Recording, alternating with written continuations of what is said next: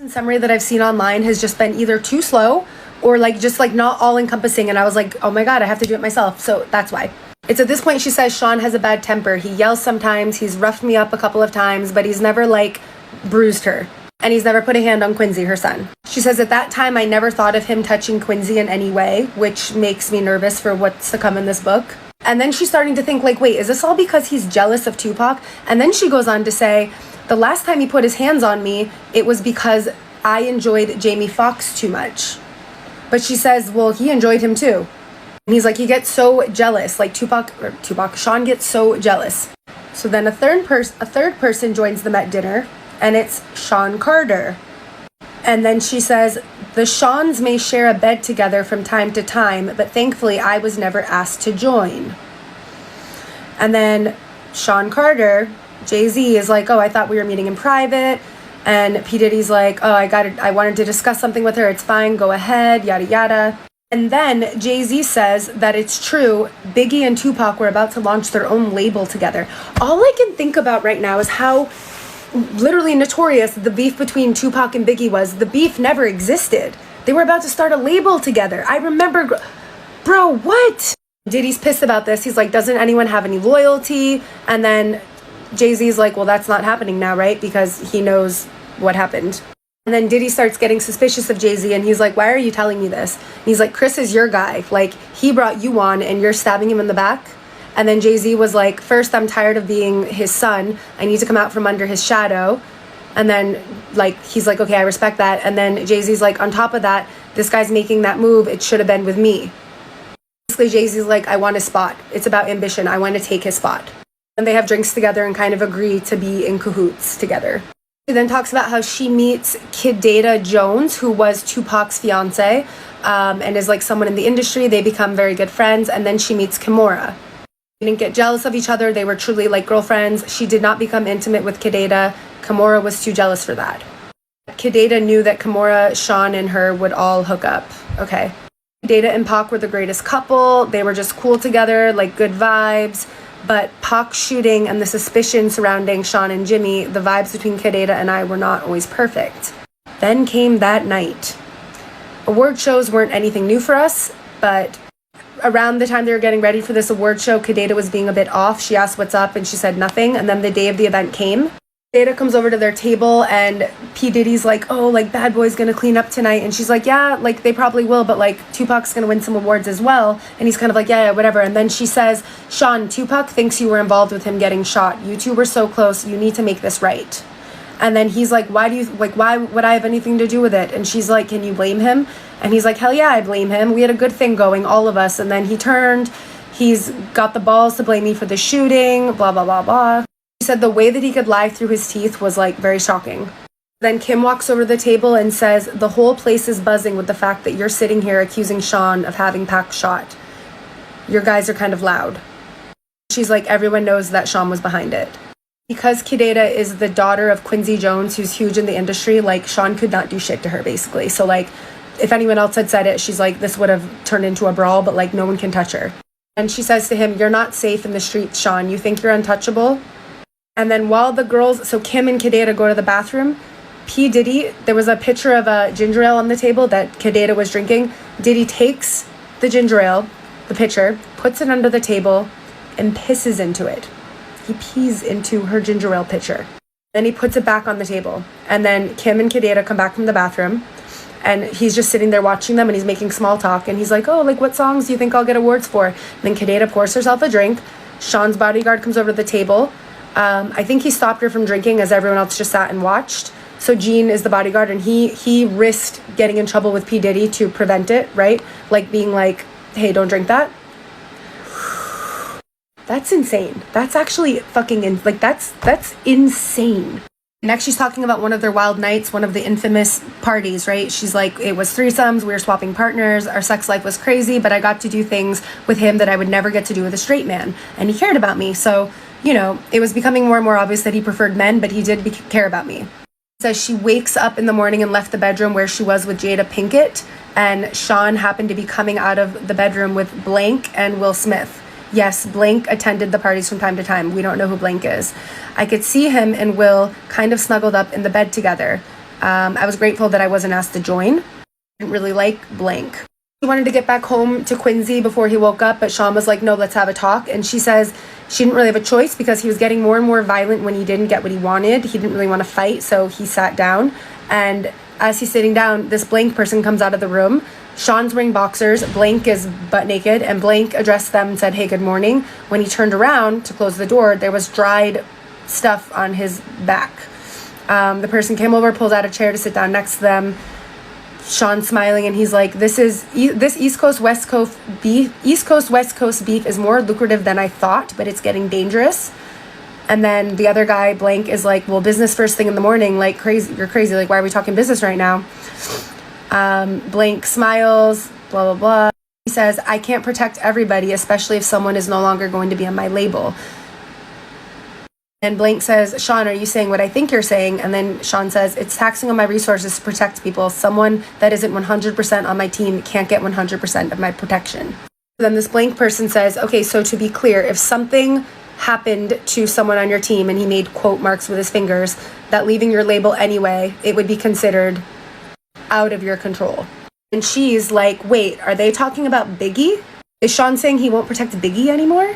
She says, at this point, I was too young, too naive, too hungover to realize that what they're talking about is not a lack of protection, but a hit. And she's like, where did this come from?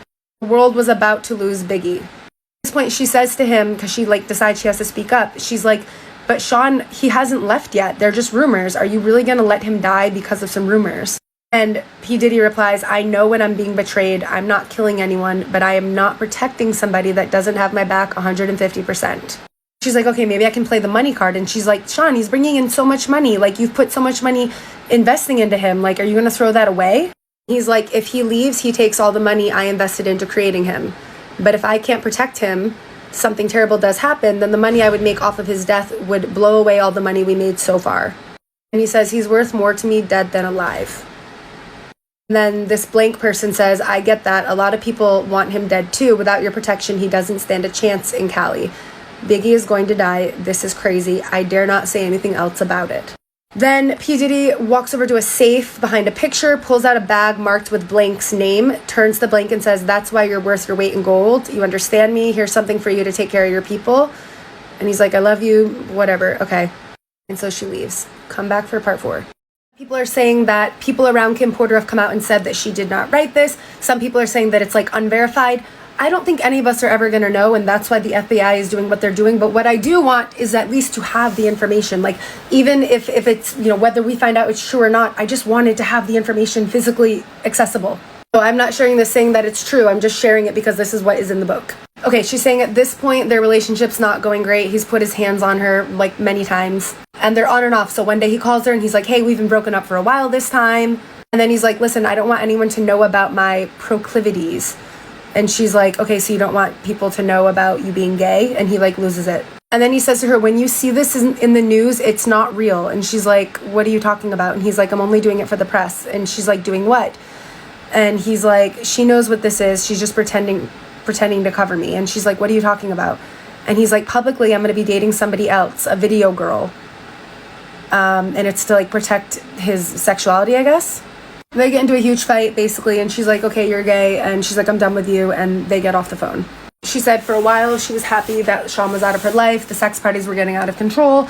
Chris is still alive, but she's like worried about him, and then she's at her house one day, and Sean shows up to her house. He's like, are you waiting for someone? She's like, no, and she's like, but you're dating someone, I can fuck whoever I want. He loses his shit, he slams her to the ground, pulls out a big boy weapon, sits it on the end of the table, turns to her calmly, and like points it at her, and she's like, please stop, my son is here, like cut it out. And he's like, you're mine, you don't have a choice in that now, I can't live without you. And she's like, Sean, that's not love. But he's like, bitch, I don't care. And then he says to her, this is just for dramatic effect, I would never actually pow you. If I was going to, no one would ever trace it to me. Do you know how many people I've had to take care of over the years? It would be quiet, something in your food or in your drink, something that would never get back to me. I would never pow you. Do you understand? Dude, if any of this is real, this is insanity. But for him to be arrested the way that he is, they must have stuff on him. Like this, what we're about to find out about this man, bro, After this, he leaves. He's sending flowers. He's sending expensive gifts for Quincy. She's trapped. She's like, I don't know what to do. She wants to go to authorities, but she's like, I can't go to them because it's like a gangster movie. Like, how high up does his power go? How high is his reach? Can anybody help me? And then she says, he found his way back to my bed. I had no choice. Then she says, the calamity that ensued behind the death of Biggie shook the East Coast. Sean could have stopped it. He was complicit in it. He was a contributor. He knew it was going to happen and he didn't stop it. And that was his friend.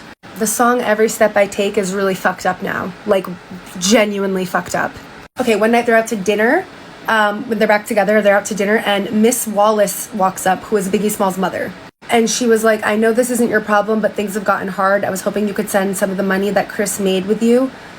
Dude, this is making me really sad. Like, this is so fucked up. And then he says, that's not something I can just do. There's attorneys and accountants. Maybe I can help you with something to get you past the hump. And he goes into his wallet, takes out some money. He says, I haven't even seen how much Chris left. She's like, how long is this going to take? And he's like, I don't know. These things take time.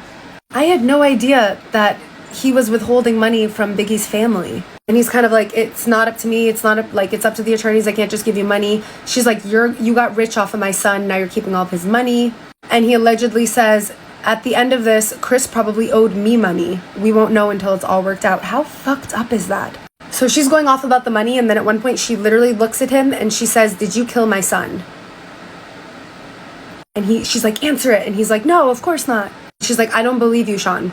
And then Kim says, today I know he was able to muster that false sincerity because he's a sociopath, but back then I thought it was compassion. She then goes on to say, the fact of the matter is Sean was a complete control freak. She says, of all the things he's ever done for control, this would be the worst. They were in the bad boy office one evening, enjoying a meal, enjoying a cigar when Faith entered and sat down with us. I'm guessing it's Faith Evans. She also references that her, Faith, and Diddy had a threesome. And then she looks to P. Diddy and says, look, when you asked me to hook up with Chris, I understood you needed to control him. I felt honored that you would choose me to monitor one of your most valuable assets. Chris is sweet. And then he's like, I knew that you would be good at it. Make that man feel loved, whatever. And she's like, I don't feel good about this. And then she says, Chris and I had a child together. And he's like, I'm going to take care of you. Like, you don't need Chris. And then she says he didn't have to die. So now Kim is like, does she know about this? And then he's like, no, he didn't. He's like, don't get me wrong, I miss him, but he was leaving me anyway. Nobody cares about my pain. And then he says, I wanted to share all of this with him. He was my man. And Faith is pissed. And she's like, Sean, you have your friends that you share things with, but Chris had no one. He only had you. And then he loses his mind. He's like, that fat fuck, the other pieces of blah, blah, blah. Like, so Sean loses it and he's like, that fat fuck and the other piece of shit that I had you fuck. And then they're at home one night. Quincy is staying with a friend. They're having alone time and someone rings the doorbell. And who was at the door but none other than Jennifer Lopez. Please let me go on record. This is just a summary of the book that Kim Porter wrote about P. Diddy. We don't know if it's true because she's unfortunately passed away. I'm just reading what is written here, okay? So J-Lo's pissed and she's like, Sean, what the fuck? Why the hell did you have to start shooting? Isn't that what we have bodyguards for? And so Kim's kind of like, what's going on? And then J-Lo explodes and she's like, what's going on? This guy shot up a club. And Sean's like, calm down. And J-Lo's like, calm down. You shot a bunch of innocent people, Sean. She mentions at this point, P. Diddy like puts his arm on J-Lo and he's like, calm down. And she's like, this is something he does to try to like manipulate us. And then she says, why do you think Biggie's replacement will take the fall for you? And then Kim's like, Biggie's replacement? Like, could she be talking about like, and then she says, are you talking about Shine? And then J-Lo's like, yeah, Shine. I'm going to be real. I have no idea who Shine is. Never heard of him. Just Googled him. I don't think he ever got very big. And then she says that somebody contacted her attorney for a statement. So she's like, this is not under control, dude. Like, because I was a witness and you're not going to get away with it. So I guess like the shooting in the club, they're going to try to put it on Shine. And she's like, what if halfway through his sentence, he starts talking? She's like, no one's going to be that loyal to you. And he's like, I won't do that. And then J-Lo's like, so you're going to kill him too? Bro, how many people know about this? And he's like, don't worry, Shine is smart and loyal. He knows that it's going to pay off like when he gets to the end of this. Is this true? Yeah, it's true. Shine, a former protege of Combs, was sentenced in 2001 to 10 years in jail for an assault conviction stemming from a 1999 nightclub shooting in New York that involved Combs and his then girlfriend J-Lo. Bro, what? Combs was acquitted in the widely publicized case. Did I live under a rock? I've never heard of this. J-Lo's like, they want to question me. I'm not perjuring myself. I'm not going to go to jail over this. And J-Lo's like, how do you know? And he's like, well, he's going to confess, and then the witnesses are going to confirm, so they won't need anything else. And then he's like, all we need is a statement from your attorney. And J-Lo's like, my attorney's great, but he's not going to like blatantly lie. Like, he won't do this. And then P. Diddy's like, yeah, he will. And then Kim's like, you were going to make Shine the label's go-to man. What are you going to do now? And he's like, artists with his talent are a dime a dozen. And then she says he tried to make a threesome happen that night and it didn't happen. Like, again, I know all of this is alleged, but like, are we going to pretend that Usher didn't delete like 600 tweets last night? Like, I feel as though, what's more likely, that this has happened and that the people around Kim Porter are scared for their lives and saying that it's not true, or that it's not true? What do you think is actually more likely here? So then she finds out she's pregnant with P. Diddy's baby. She's immediately like, I'll get rid of it. Like, she's afraid he's going to be mad, but he's actually super hype, and he calls his bestie Will Smith immediately to tell him. She's like, I was in shock, he wasn't mad. Damn, this fucking poor woman. And then he's like, oh, we're going to do like a gender reveal party, blah, blah, blah. And then he says, we're going to do all the parties, but everyone is going to want to sleep with you right before you give birth. And she's like, everyone's going to want to what? And he's like, well, yeah, like a lot of people, like Will, Jada, the blank person from earlier. And she's like crying, and she's like, I don't want that. And he's like, yeah, you're gonna. He's like, I never ask anything of you, but I need you to do this. Cause like, I don't know, it's like hot to hook up with a pregnant person. Like, it's for like a spiritual thing, like some sort of like ceremony, spiritual ceremony or something involving a pregnant. She's like, but I don't believe in all this spiritual crazy shit. Like, we got here because you're brilliant, not because of the sex parties. And he's like, do you trust me? And she's like, yeah. And he's like, okay, then let's just do what we gotta do to keep having what we have. Like, so like the sex parties are also like spiritual, weird Illuminati stuff. She says, that night I cried myself to sleep. I was going to be at 9 months pregnant. My child is going to have a good biblical name. They're not going to take his soul. Like, I don't know how this managed to stay out of the media for so long, but Sean got to the point where he was so abusive and only his inner circle knew about it. Apparently she did some acting, and she had like coffee with the producer, and the producer sent flowers to the house and said like in a card, like, it was so nice to meet you, we should do it again. He freaks out and like smacks the shit out of her, and he's like, you've had my baby, you can't do anything without me knowing. And she's like, it was just a producer. And he's like, who's this producer? He's throwing shit, flipping tables, and then he hits her with a chair. He takes a chair and hits her with it. She doesn't remember anything. She wakes up in a hospital room, her arms in a cast, hanging from a sling, her face hurts, eyebrows in immense pain. Yeah, and when she wakes up, Sean is there with her. He's like, I'm sorry. She's like, get away from me. And she's like, save it for the lawyers, that they're in a private room, so even if she like screams, who's gonna help her? He's like, stay away from my kids, blah blah blah. And he's like, you're gonna use the kids against me. And then he goes, tell them what? That you had a car accident? They'll pity you that you hit your head. He was going to make her look crazy. He spent the next 6 months helping her heal, working his way back into her life and into her bed. She said, I was so stupid. Girl. And then it says, from what I understand, the producer died of pneumonia. I have chills. Next chapter starts. Sean kept his word, for the most part, until he didn't. She ended up pregnant again. He wanted energy from that too, so I guess that's what they were doing, like gang-banging a pregnant person to take the energy of the baby. He was like, this is going to be my last party, okay? Like, my body's never going to do this. Like, not allow so many people to do this to my body again. She says, whenever I tried dating somebody else, they would end up dead from pneumonia. Dude, have we fact-checked this? She says she has a plan, but it's dangerous. He has a vault where he keeps the videotapes of all of his conquests. I started sleeping with him again, and after he falls asleep, I would go into the vault, take some of the tapes, make copies, swap them, etc. Took her weeks to do this, but she finally has them all, and this is her way out. I think this is the part that you guys have mostly been waiting for. Some of the tapes had things I would have never expected. The gay parties are one thing, but the young boys, like Usher, Little Bow Wow, and Justin Bieber. Oh my God. She literally said the name. She said the name. I thought it was going to be X'd out for sure. I thought for sure. Oh my.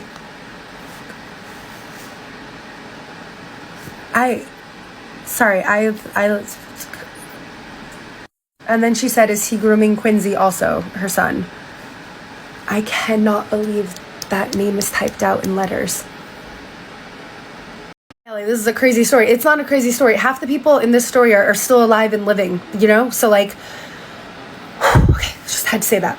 So where we left off, she made copies of everything, of all the videos of him and all these people. And so she invites him over one day to confront him and to break up with him. Kimura is there when this is happening. So he walks into the house and she's like, we're done. And he's like, excuse me. And she's like, we're done. And he's like, no, no, no. And she's like, I have the footage, Sean. And he starts looking confused and he's like, what are you talking about? And she's like, and then Kim says, Usher too. And then he's like, wait, what the fuck is going on? He's getting pissed. And Kimura's like, don't make me call the cops. And then Kim Porter says, if anything happens to either of us, it gets released. He starts to walk out of the house, and then he turns and lunges at her, and he knocks her down near the top of the stairs. As he began to crouch over me, I kicked him, hitting him in the kneecap and then his face. He went tumbling down the stairs. He was too hurt to get up. I called the cops. Kim left before they arrived. When he left, it was in an ambulance. I want to quickly fact check this. Turns out Googling Sean Combs and Hospitalized doesn't give you the results that you want because there's too many. She says, after this, things were okay for a while. She started dating someone, got serious, and then he died of pneumonia. Dude. She says, when this happened, when her most recent ex-boyfriend passed from pneumonia, she knew it was him, and that's when she decided to write this book. She says her home was robbed, laptops were stolen, and she knows that it's him trying to find the copy of all these videos, but she has them stored in the cloud. And she says she's going to send copies of this out to people with her Google Drive password, so that way the missing chapters can be accessed, that this has to get out. There's so many more chapters to add. And then she says she's not feeling very well. She called Kimura to cancel plans, and when she spoke to her, Kimura says, girl, that doesn't sound like the flu. You want to go to the hospital? And she was like, that didn't immediately alarm me. I just need some rest. But why can't I get my doctor? Why won't her doctor pick? She can't get her doctor on the phone. So she eventually just calls Sean himself because like she needs help. On the phone, he says to her, I have your kids. And she's like, what are you talking about? And he's like, the kids are with me. And so she's like, did you ever love me? And he replies and says, the most important thing to me in the world is loyalty. And then she says he puts on a fake voice and he's like, Kim, is something wrong? This is sick. Now she's saying like, I shouldn't have threatened him. I should have just published the book. She's like, I'm gonna die like Heavy D, like Biggie, like Pac, like so many others. And then before hanging up, she says, that's not the only copy, you fuck. And then she shot out a group text to let everyone know he got me. And then I called 911. As I sit here waiting for the ambulance, I am writing this chapter and praying that I make it to the hospital. I don't feel like writing anymore. I may not be around to see it print. It's okay. I'm sending it out. He won't get away with this. I will have my say, my final words. Sean Combs will get exposed, even if I lose my life doing it. My kids have always been my most cherished possessions. I want the world to know that. But more importantly, I want them to know. I think that's just how it ends. Okay. That's a lot. That's a lot. As I said, we don't know if this is true or not. The only people who will know it's true are the people involved, but there's clearly a stack of evidence against this person for him to be in the position that he's in right now. I'm inclined to believe that it's more likely to be true than not. And if it is, there's not a prison sentence long enough for, I mean, oh my God. And like, there's a lot of like loose ends, like in the book, Pac is still alive, but like we know that he isn't, right? And like that stuff with Jay-Z, like it's just alluded to. Like there's clearly a lot more that we don't know. I'm sorry, like I'm not good at words right now. I feel like I'm kind of in shock because that had a lot more than what I thought it was going to. Okay, so yeah, thanks for riding along.